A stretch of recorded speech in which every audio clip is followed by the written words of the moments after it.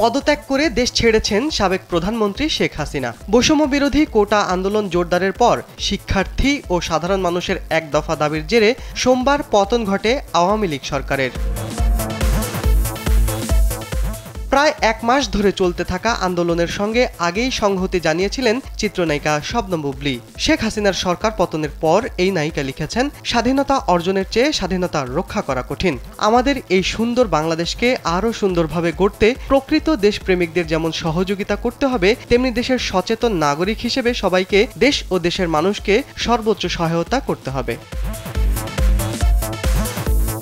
শবনম বুবলী আরও লিখেছেন, প্রত্যেককে বিনীতভাবে অনুরোধ করছি, আনন্দ উদযাপন করুন।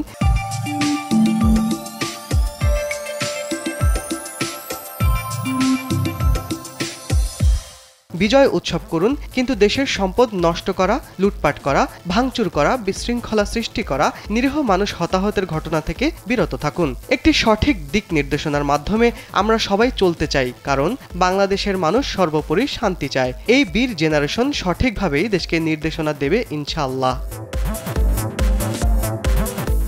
শিবলী আহমেদ, কালবেলা।